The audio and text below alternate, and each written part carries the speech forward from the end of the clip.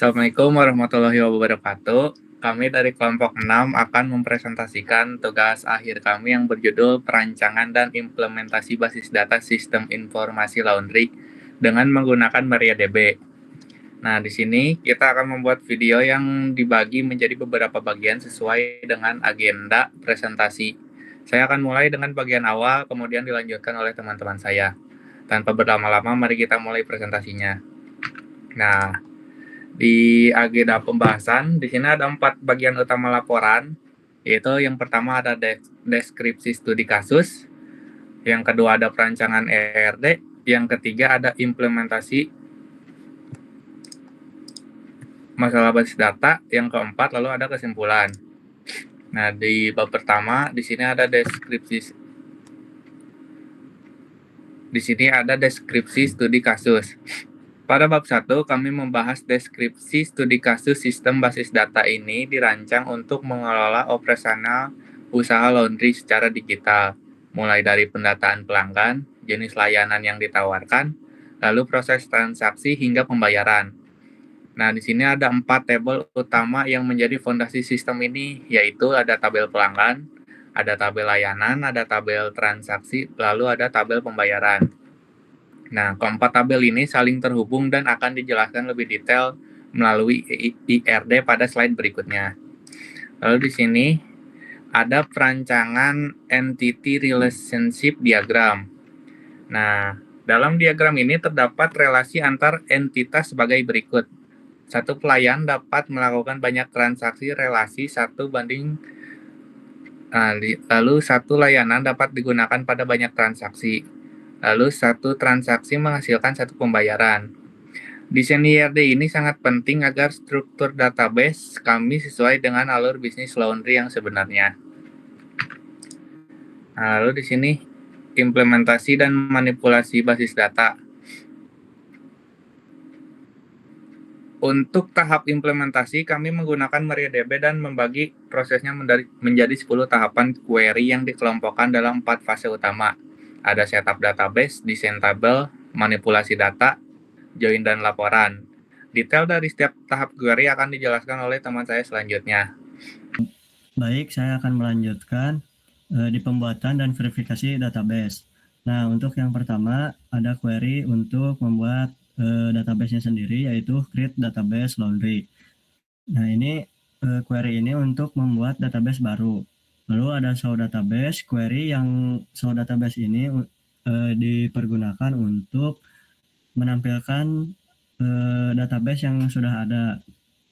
Boleh dilanjut ke slide yang berikutnya.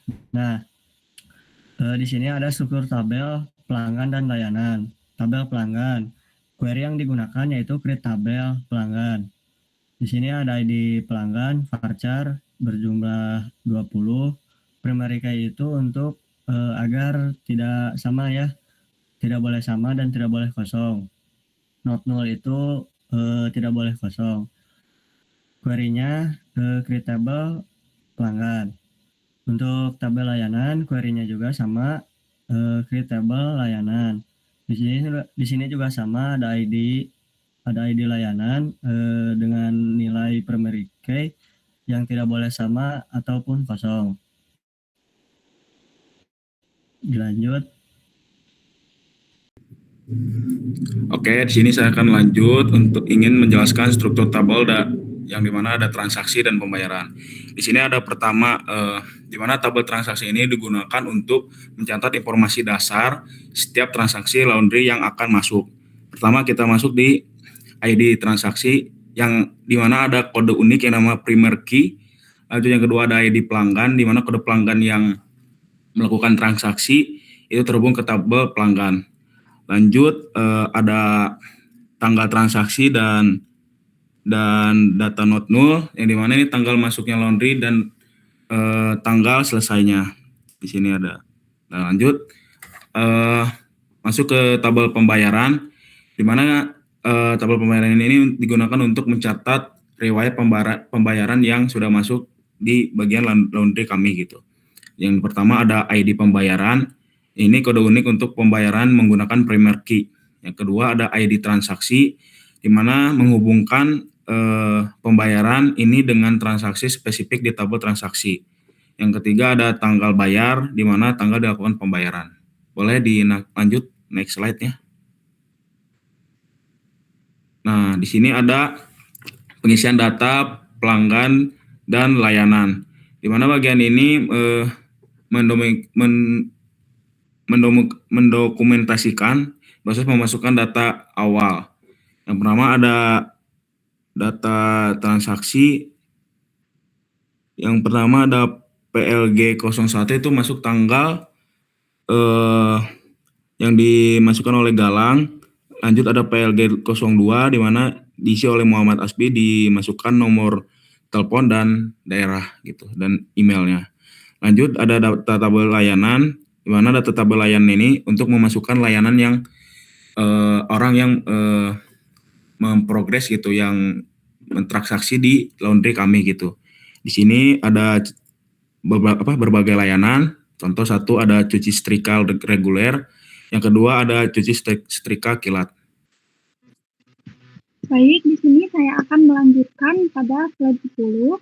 Pada tahap ini kami juga menggunakan perintah insert info untuk mengisi data pada tabel transaksi dan pembayaran. Pada tabel transaksi, kami memasukkan data seperti ID transaksi, ID pelanggan, tanggal transaksi, total harga, status, dan tanggal selesai. Selanjutnya, pada tabel pembayaran, kami mengisi ID pembayaran, ID transaksi, tanggal pembayaran, jumlah pembayaran, dan metode pembayaran. Dengan demikian, seluruh tabel telah memiliki data yang dapat digunakan untuk menguji query. Lanjut ke slide 11. Setelah seluruh data berhasil dimasukkan ke dalam database, tahap berikutnya adalah melakukan pengujian untuk memastikan data tersimpan dengan baik serta mencoba melakukan perubahan pada struktur tabel. Pertama, kami menjalankan perintah select all from pelanggan untuk menampilkan seluruh data pada tabel pelanggan. Tujuannya adalah memastikan bahwa data yang telah diinput sebelumnya sudah berhasil disimpan. Selanjutnya, kami menggunakan perintah alter table change untuk mengubah nama salah satu kolom.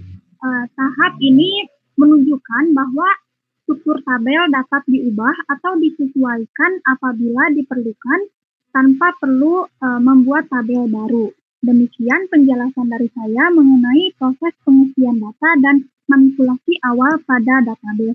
Selanjutnya dilanjut oleh rekan saya. Baik, izin melanjutkan. Pada bagian ini kami akan menjelaskan proses modifikasi struktur tabel dalam khususnya pada tabel pelanggan. Nah, pertama kami melakukan verifikasi terhadap struktur tabel pelanggan menggunakan perintah describe. Perintah ini berfungsi untuk menampilkan informasi detail tentang kolom yang ada pada tabel pelanggan. Nah, dapat dilihat pada tabel ini ada beberapa kolom seperti ID pelanggan yang sebagai primary key, lalu ada nama pelanggan, OHP, alamat, dan juga email. Nah, di sini isi semua ini not null, yang artinya wajib diisi gitu, tidak boleh dikosongkan. Dilanjut pada bagian menambahkan kolom baru.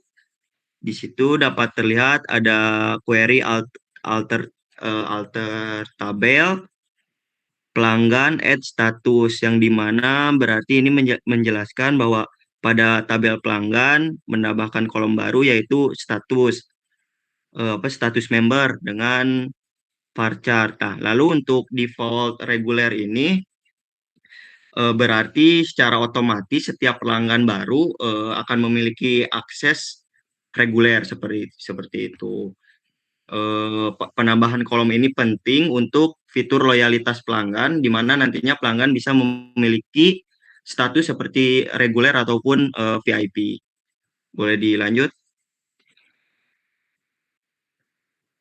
Nah, pada bagian ini setelah menambahkan kolom baru, langkah selanjutnya adalah mengisi data ke kolom tersebut dan melakukan query yang menggabungkan data dari beberapa tabel. Untuk bagian pertama 3.9, pada bagian ini kami melakukan 3 proses penting. Yang pertama menambahkan kolom status, menambahkan kolom status member seperti yang dijelaskan sebelumnya. Lalu yang kedua melakukan update data untuk mengubah status member pelanggan tertentu. Dalam contoh ini pelanggan dengan ID PLG 01 diubah statusnya menjadi VIP. Nah, yang ketiga, kami melakukan select. Nah, query ini untuk memverifikasi bahwa data telah tersimpan dengan benar. Hasilnya menunjukkan PLG 01 berstatus VIP dan PLG 02 berstatus reguler. Lalu untuk section 3.10 di situ ada join antar tabel. Nah, query ini query mana sih? Query inner join ini menggabungkan data dari 2 tabel, yaitu tabel transaksi dan pelanggan untuk menampilkan informasi yang lebih lengkap dari query tersebut. Lalu dari hasil query yang terlihat, transaksi TR dengan ID TRX01 dan TRX02 sudah tergabung seperti itu pada bagian transaksi ID lalu pelanggan ID seperti itu. Untuk selanjutnya dilanjutkan oleh rekan saya. Oke, untuk yang terakhir di sini ada kesimpulan. Yang pertama, infrastruktur basis data sistem informasi laundry berhasil dirancang dan diimplementasikan dengan baik melalui pendekatan IND. Lalu yang kedua ada relasi antar tabel pelanggan, layanan, transaksi, dan pembayaran merepresentasikan alur bisnis laundry secara menyeluruh. Lalu yang ketiga ada perintah DDL atau bisa disebut pembuatan dan modifikasi struktur berjalan aman tanpa merusak skema database yang sudah ada. Lalu yang terakhir ada perintah DML, insert, update, join berhasil manipulasi dan menyajikan data transaksi secara akurat dan konsisten. Nah, mungkin untuk presentasi dari kelompok 6 mengenai perancangan dan implementasi basis data sistem informasi laundry menggunakan MariaDB cukup sekian, dan kami menyadari bahwa presentasi ini masih memiliki kekurangan. Oleh karena itu, kami mohon masukan dari Ibu dosen agar kami dapat memperbaiki di kemudian hari. Terima kasih atas perhatian dan bimbingannya selama ini. Assalamualaikum warahmatullahi wabarakatuh.